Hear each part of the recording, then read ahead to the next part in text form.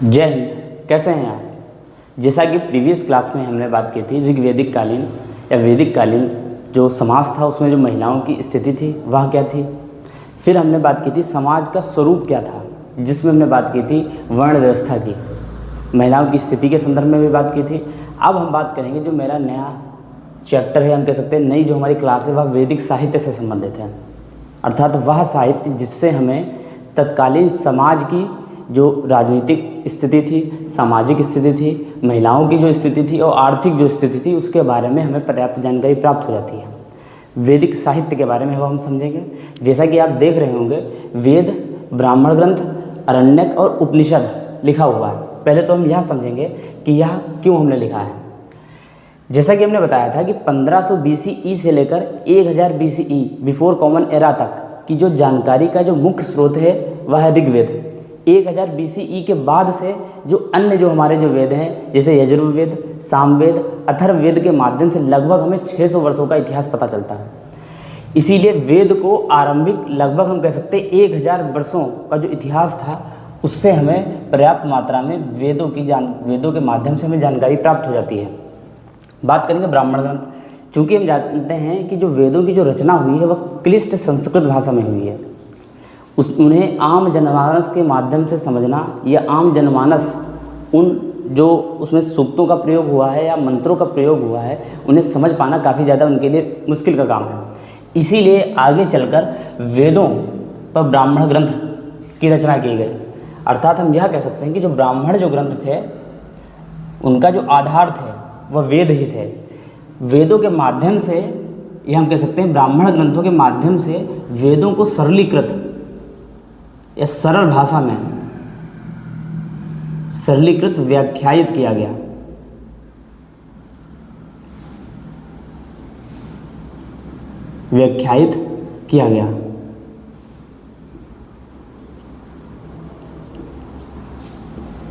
ब्राह्मण ग्रंथों में वेदों को ही बहुत ही सरल भाषा में और सटीक भाषा में व्याख्यायित किया गया था।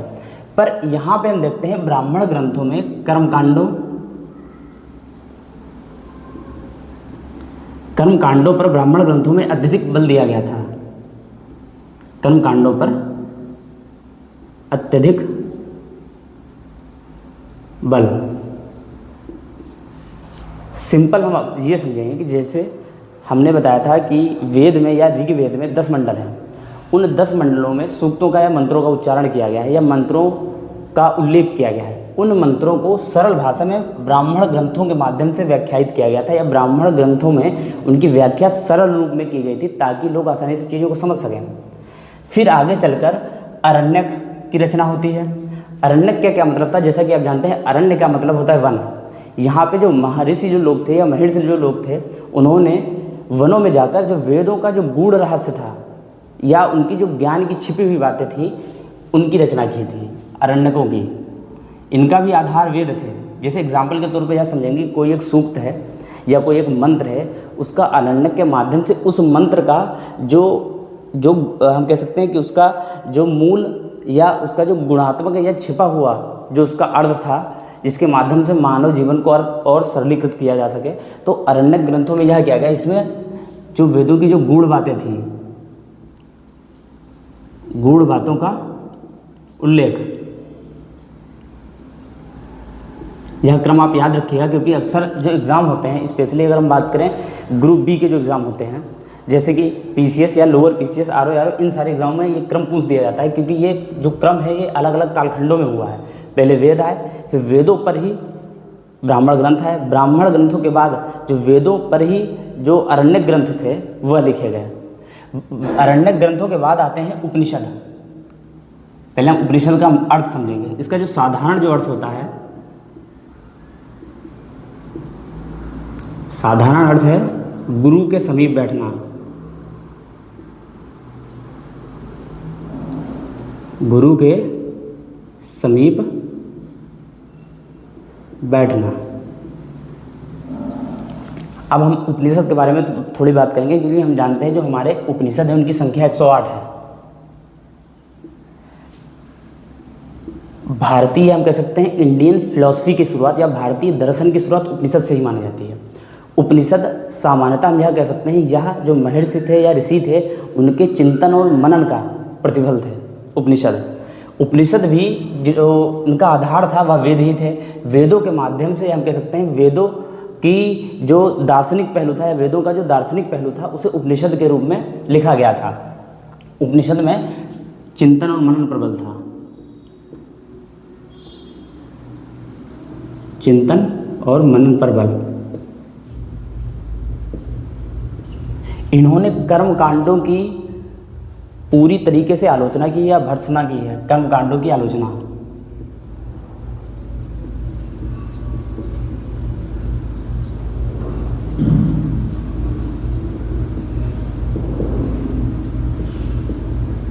जैसा कि कर्मकांड हम समझेंगे कि जब हम उत्तर वैदिक काल में जाएंगे वहाँ पे क्या होता है, बलि प्रथा जैसी जो कुप्रथाएं होती हैं वह अस्तित्व में आ जाती हैं और कई तरह के जो यज्ञ होते हैं उनमें बलि का उपयोग किया जाने लगता है और बड़ी मात्रा में यज्ञों को काफ़ी ज़्यादा खर्चीला किया जाने लगता है।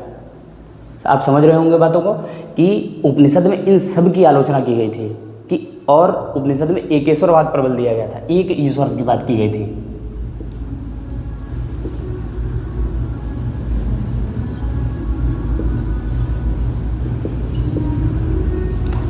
इंडियन जो फिलॉसफी की जो शुरुआत मानी जाती है या भारतीय दर्शन की जो शुरुआत मानी जाती है वह उपनिषद से ही मानी जाती है। तो उपनिषद में हमने क्या देखा था, चिंतन और मनन पर बल दिया गया था। इसका अर्थ है गुरु के समीप बैठना। इनकी संख्या हम जानते हैं 108 है। यहाँ पर उपनिषद में ही कर्म कांडों को फूटी हुई नाव की संज्ञा दी गई है। फूटी हुई नाव की संज्ञा। कैसे हम यह समझेंगे, कर्म कांडों के माध्यम से, जैसे कि हम जानते हैं कि फूटी हुई नाव किसी भी जो व्यक्ति उस पर सवार है उसे जो नदी होती है या पानी होता है उसमें डुबो देती है। उसी तरह कर्म कांड किसी भी धर्म को डुबोने में महत्वपूर्ण भूमिका निभाते हैं। तो इन्होंने कर्म कांडों की और जो बाह्य जो आडंबर होता था या अर्थहीन जो रीति रिवाज थे जिनके कोई भी महत्व नहीं था, उन सब की इन्होंने बड़े स्तर पर आलोचना की थी। यही उपनिषद आगे जाके बौद्ध और जैन धर्म जो होता है उसका आधार बनते हैं, उपनिषद ही। हमने क्या देखा है, वेद देखा है। वेद के क्रम में आगे आते हैं ब्राह्मण ग्रंथ, फिर आते हैं अरण्यक, अरण्यक के बाद आते हैं उपनिषद जिनकी संख्या हमने देखी 108। हमने उपनिषद पे भी बात की। असाधारण अर्थ उनका समझा हमने, गुरु के समीप बैठना। इसमें आत्मा जो इसमें हाँ ये भी हम समझेंगे कि इसमें उपनिषदों में आत्मा, परमात्मा, मृत्यु, कर्म और पुनर्जन्म जैसी जो शब्दावलियाँ होती हैं या इन पर जो गुणात्मक या हम कह सकते हैं जो इन पर जो अध्ययन किया जाता है गहरे स्तर पर, वह सब हमें उपनिषद में देखने को मिलता है। इसीलिए हम समझते हैं कि इंडियन जो फिलॉसफी की जो शुरुआत होती है वह हम उपनिषद से मानते हैं। अब हम शुरुआत करेंगे जैसा कि वैदिक साहित्य पे, हमारी जो क्लास थी वैदिक साहित्य पे थी। अब हम बात करेंगे वेद की। वेद का जो साधारण अर्थ होता है वह होता है ज्ञान। ठीक है। वेदों को श्रुति साहित्य, सूक्त साहित्य या आपुरुषेय भी कहा जाता है। अब इनका मतलब समझेंगे। श्रुति साहित्य क्या मतलब होता है? श्रुति साहित्य का मतलब होता है अर्थात ऐसा साहित्य जो वक्ताओं के माध्यम से या गुरु और शिष्य की परंपरा के माध्यम से आगे बढ़ता है। इसमें आप किसी भी रिटन जो फॉर्म होती है उसका उपयोग नहीं करते। जैसा कि हम जानते हैं कागज़ का जो आविष्कार होता है लगभग 10वीं, 11वीं, 12वीं शताब्दी में होता है आगे। यहाँ पे हम देखते हैं श्रुति जो विधा होती है, सुनने की जो प्रक्रिया होती है, जहाँ गुरु मौखिक रूप से चीज़ों को शिष्यों के माध्यम से पीढ़ी दर पीढ़ी आगे बढ़ाता है। तो वेद जो आरंभिक वेद थे वह श्रुति साहित्य पर आधारित थे। अब आप समझ गए होंगे। अब सूक्त साहित्य क्या होता है? सूक्त साहित्य होता है कि इसमें मंत्रों को बड़े स्तर पर रचा गया है या लिखा गया है। आपुरुषेय का क्या मतलब होता है? आपुरुषेय का मतलब होता है कि वेदों की रचना किसी भी मनुष्य के द्वारा नहीं की गई। इनकी जो रचना होती है वह ईश्वर रचित है, ईश्वर के द्वारा की गई है।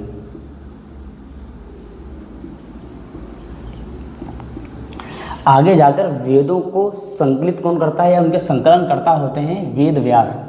वेद व्यास के द्वारा जो ऋग्वेद होता है, सामवेद होता है, अथर्ववेद होता है और यजुर्वेद होता है, इनका जो संकलन होता है वह वेद व्यास के द्वारा किया जाता है। ठीक है। अब हमने क्या देखा? वेद, इन्हें श्रुति साहित्य भी कहते हैं, जहाँ सुनने की विधा के माध्यम से ज्ञान को एक पीढ़ी से दूसरी पीढ़ी तक पहुँचाया जाता है। हमने सूक्त साहित्य के बारे में समझा और आपुरुषेय का क्या अर्थ होता है वह हमने समझा। और संकलनकर्ता कौन थे? वेद व्यास थे। वेदों के संकलनकर्ता वेद व्यास थे। अब जो हमारा पहला वेद है वह है ऋग्वेद।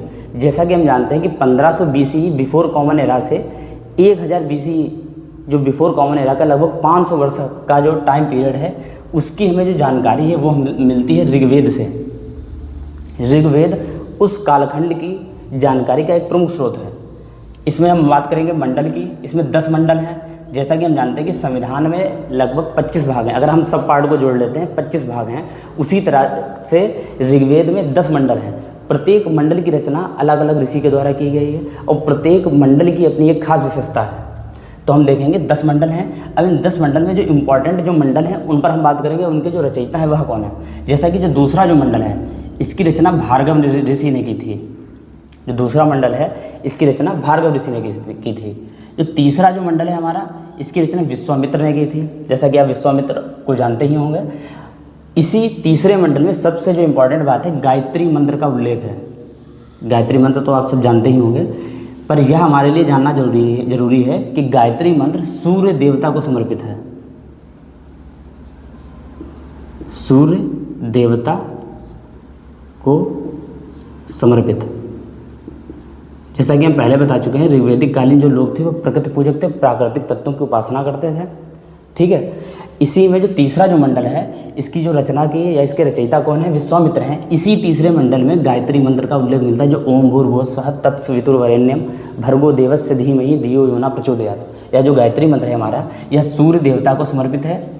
इसका उल्लेख हमें कहाँ मिलता है, तीसरे मंडल में मिलता है। किसने इसकी रचना की थी, विश्वामित्र ने इसकी रचना की थी।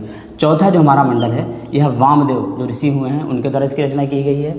यह जो मंडल है कृषि से संबंधित जो कार्य होते थे उनसे संबंधित है, या हम कह सकते हैं कृषि में जो चीज़ें होती हैं, कटाई बुआई, ये सारी जो चीज़ें होती हैं उनका जो उल्लेख मिलता है वह हमें चौथे मंडल में मिलता है। पाँचवां अत्रि जो ऋषि हुए हैं। छठा जो है वो भारद्वाज जो ऋषि हुए हैं, उनके द्वारा इसकी रचना की। सातवां वशिष्ठ। आठवां कर्णव। नवा पवमान अंगीरा। जैसा कि हम पहले भी बता चुके हैं, जो नवा जो हमारा मंडल है वह सोम देवता को समर्पित है। 10वां जो मंडल है वो महासूक्त नामक एक ऋषि हुए हैं, उनके द्वारा इसकी रचना की गई है। हमारे लिए समझने की यह बात है कि 2 से 7 के बीच के जो मंडल है उन्हें प्राचीन मंडल कहा जाता है। जैसा कि जो इतिहासकार थे उन्होंने जब अध्ययन किया तो पता चला कि 2 से 7 के बीच जो मंडल हैं वह प्राचीन मंडल है। बाकी 1, 8, 9, 10 ये जो मंडल हैं ये बाद के कालखंड में जोड़े गए हैं। जैसा कि लिखा हुआ है यह प्राचीन मंडल हैं 2 से 7 के बीच, और 1 और 8, 9, 10 ये जो मंडल हैं ये बाद के कालखंड में जोड़े गए हैं। 10वां मंडल, जैसा कि हमने बताया था, 10वां मंडल का जो पुरुष सूक्त है, बता चुके हैं ये बात हम आपको। पुरुष सूक्त में जो 4 वर्णों की जो व्यवस्था है इसका उल्लेख हमें पहली बार यही मिलता है। इससे पता चलता है कि ऋग्वैदिक कालीन जो लोग थे उनका जो आरंभिक जो समय था वहाँ पर वर्ण व्यवस्था एक वेल इस्टेब्लिश फॉर्म में नहीं थी। वो हमें बाद के कालखंडों में देखने को मिलती है। 4 वर्णों की जो व्यवस्था है और पुरुष सूक्त में 10वें मंडल में, जैसा कि हमने बताया कि जो 10वां मंडल है, 9वां, 8वां, पहला, ये जो मंडल है ये बाद के काल में जोड़े गए हैं। और पुरुष सूक्त में 4 वर्णों का ब्राह्मण, क्षत्रिय, वैश्य, शूद्र इनका उल्लेख मिलता है। चारों वर्ण जैसा कि हम पहले बता चुके हैं यह कर्माधारित है, कर्म आधारित। आगे जाके यही जन्म आधारित हो जाएंगे। अब ऋग्वेद में जैसा कि 1028 सूक्त हैं, इन सूक्तों में मंत्रों की भी रचना हुई है। इन मंत्रों का उच्चारण करने वाला एक जो पुरोहित होता था उसे होर्त कहा जाता था। ये इम्पोर्टेंट है क्योंकि अलग अलग जो वेद हैं उनके जो पुरोहित हैं उनके नाम अलग अलग थे। तो ऋग्वेद में जो मंत्र हैं उनका उच्चारण करने वाला जो पुरोहित होता था उसे होर्त कहते थे। अब इसमें क्या होता था, ऋग्वेद में यह क्या करता था, मंत्रोच्चारण करता था। बलि, यहाँ पे बलि का अर्थ है उपहार या भेंट से है, पर बल दिया गया है। कहने का तात्पर्य यह है कि जब पुरोहित के द्वारा मंत्रोच्चारण के माध्यम से देवताओं का आवाहन किया जाता था, जब पुरोहित क्या करता था वह यज्ञ की जो विधा होती थी उसके माध्यम से मानव और जो पारलौकिक जो शक्तियाँ हैं उनके बीच एक मीडिएटर का काम करता था। अब यहाँ पे हम यह समझेंगे कि ये लोग जो यज्ञ कराते थे इनका उद्देश्य क्या पारलौकिक उद्देश्य था, या हम कह सकते हैं कि जीवन मरण के चक्र से मुक्ति, ये सारी बातें इनके उद्देश्य थी? ऐसा नहीं था।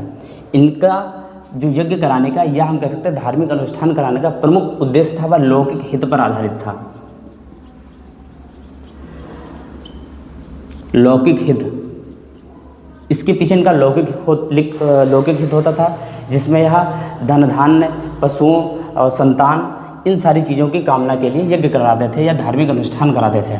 ठीक है। अब जैसा कि हमने बताया था, वेद थे, प्रत्येक वेद का एक ब्राह्मण ग्रंथ है, आरण्यक ग्रंथ है, उपनिषद है, प्रत्येक वेद का। जैसा कि हमने बताया था, वेदों को सरलीकृत रूप में ब्राह्मण ग्रंथों की रचना की गई थी। ऐसे प्रत्येक वेद के ब्राह्मण ग्रंथ हैं। तो इसमें हम समझेंगे कि जो ऋग्वेद का जो ब्राह्मण ग्रंथ है वह कौन सा है? कौशितकी, ऐत्रेय। ये हमारे लिए समझना जरूरी, क्योंकि यहाँ से क्वेश्चन पूछ देते हैं कि ऋग्वेद का ब्राह्मण ग्रंथ कौन सा है, या उपनिषद कौन सा है, या उपवेद कौन सा है। ठीक है। तो ब्राह्मण ग्रंथ क्या है? कौशितकी, ऐत्रेय हैं। उपनिषद, जैसा कि हमने बताया था, उपनिषद एक दार्शनिक पहलू को संदर्भित करता है। जैसे कि वेद का जो ऋग्वेद है, ऋग्वेद का जो उपनिषद है वह भी कौशितकी और ऐत्रेय है। अर्थात कौशितकी और ऐत्रेय के माध्यम से जो वेद था, ऋग्वेद था, उसका जो फिलॉसफिकल जो एस्पेक्ट था उसे लिखा गया था।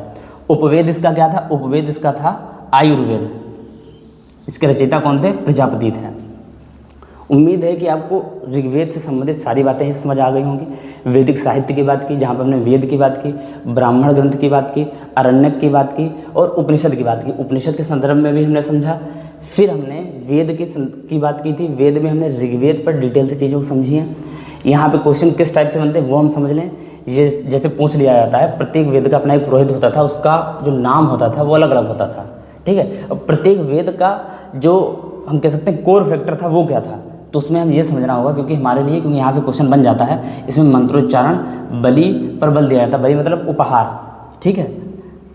ये सारी चीज़ें हमने समझ ली। इनके ब्राह्मण ग्रंथ हमने देख लिए, उपनिषद, उपवेद देख लिए। ब्राह्मण ग्रंथ आपको हर वेद का पता होना चाहिए, क्योंकि वहाँ से क्वेश्चन बनता है। ठीक है।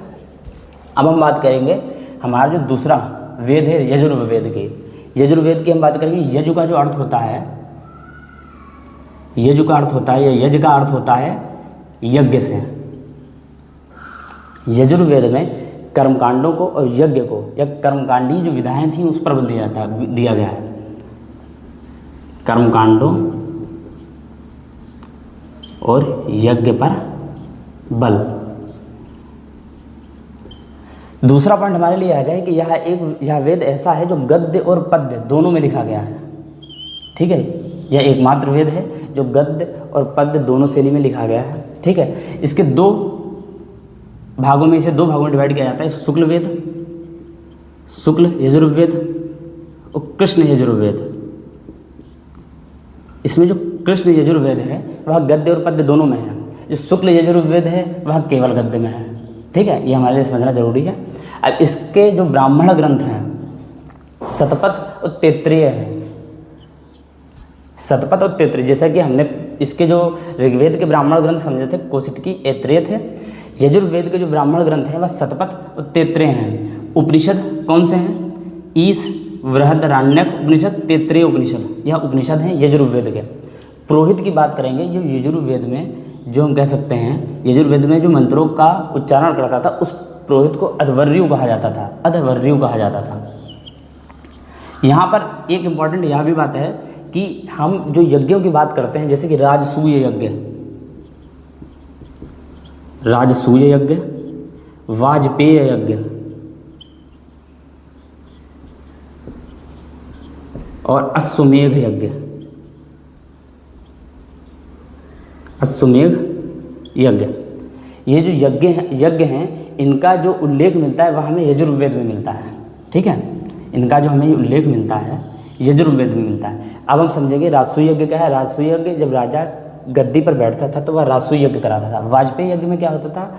वाजपेय यज्ञ में रथ दौड़ होती थी, इसमें राजा भाग लेता था और प्रायः वही जीतता था, तो वाजपेय यज्ञ होता था। अश्वमेध यज्ञ, जैसा कि आप जानते हैं, जब प्रभु श्री राम जब वापस आते हैं अयोध्या, फिर वह अश्वमेध यज्ञ कराते हैं, जहाँ जो घोड़ा होता है उसे छोड़ा जाता है। इसमें यह माना जाता है कि जो राजा या शासक अश्वमेध यज्ञ कराता है तो उसके द्वारा जो घोड़ा छोड़ा जाता है वह जिन जिन क्षेत्रों से होकर गुजरेगा, वहाँ के जितने भी स्थानीय शासक हैं वह उस राजा की जो अधीनता होती है वह अप्रत्यक्ष रूप से या प्रत्यक्ष रूप से स्वीकार कर लेते हैं। अगर किसी भी शासक ने उस अश्व को या घोड़े को रोका तो उसे उस राजा के साथ युद्ध करना पड़ता था। अगर नहीं रोक रहा है तो वह समस्त क्षेत्र उस राजा के अधीन माना जाता था। जैसा कि प्रभु जब श्री राम ने जब अश्वमेध यज्ञ कराया था, उसमें जब घोड़े को छोड़ा था तो उसमें लव और कुश के द्वारा घोड़े को रोक लिया गया था। बाद में हम देखते हैं युद्ध भी हुआ था पिता और पुत्र के बीच में। तो यही संदर्भ जो हमें मिलता है अश्वमेध यज्ञ का या यजुर्वेद में मिलता है, यहाँ पे उल्लेख मिलता है, क्योंकि यह जो वेद है, यह यज्ञीय जो विधाएँ होती हैं, कर्मकांड होते हैं, उन पर बल देता है, या उनका उल्लेख हमें यजुर्वेद में मिलता है। तीसरा जो हमारा वेद है वह है सामवेद। साम का जो अर्थ होता है वह क्या होता है? गायन या गान। ठीक है। अब सामवेद के बारे में सबसे जो रोचक बात है, भारतीय संगीत की जो शुरुआत होती है वह सामवेद से मानी जाती है। एक मिनट।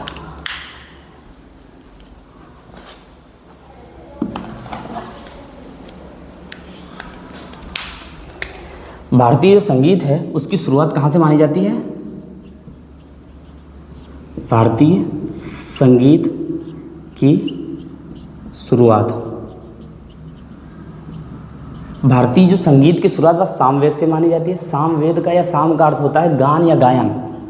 जो हम 7 स्वर देखते हैं सारे गामा पादा नी, उनका जो हमें उल्लेख मिलता है वह सामवेद में ही मिलता है। 7 स्वरों का उल्लेख।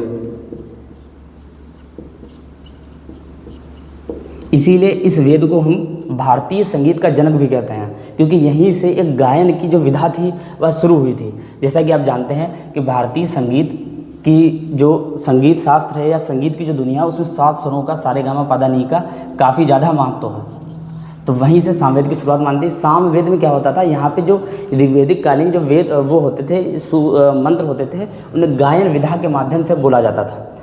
इसका जो ब्राह्मण ग्रंथ है पंचविश और षड्विश ब्राह्मण ग्रंथ है इसका। उपनिषद केन और छांदोग्य हैं। पुरोहित इसका होता था जो सामवेद में मंत्र जो लिखे हैं उनका जो उल्लेख करता था या बोलता था, उसे उद्गाता कहा जाता था। ठीक है। यजुर्वेद का जो उपवेद है वह क्या है?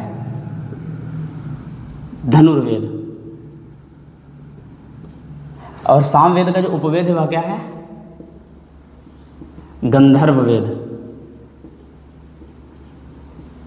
ठीक है। अब हम बात करेंगे अथर्ववेद के बारे में। अथर्ववेद का एकमात्र ब्राह्मण ग्रंथ है, वह क्या है? गौपथ।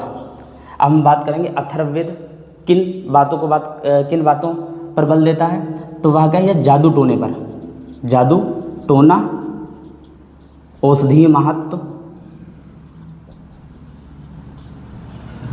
और कृषि से संबंधित जो बातें हैं वह हमें अथर्ववेद में मिलती हैं। नॉर्मल क्वेश्चन में पूछ देता है एग्जाम में, कौन सा वेद जादू टोने या कृषि संबंधी या औषधीय विधाओं से संबंधित है या उसका उल्लेख बड़ी मात्रा में देखने को मिलता है, तो वह है अथर्ववेद। इसका एकमात्र ब्राह्मण ग्रंथ है गौपथ। इसका जो उपनिषद है मांडूक्य और मुंडक जो उपनिषद हैं वह अथर्ववेद के उपवेद हैं। जो पुरोहित होता था, जो अथर्ववेद में जो मंत्र लिखे हुए हैं उनका जो उल्लेख करता था या उच्चारित करता था, उसे ब्रह्म कहा जाता था।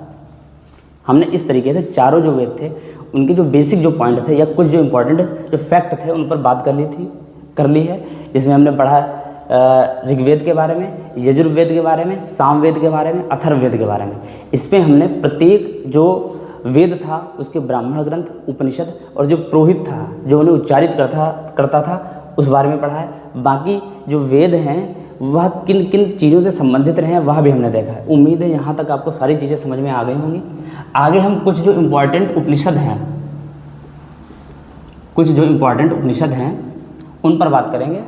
नेक्स्ट जो हमारी क्लास होगी उस पर हम बात करेंगे। जो इम्पोर्टेंट उपनिषद हैं वो महज 3 से 4 मिनट की क्लास होगी।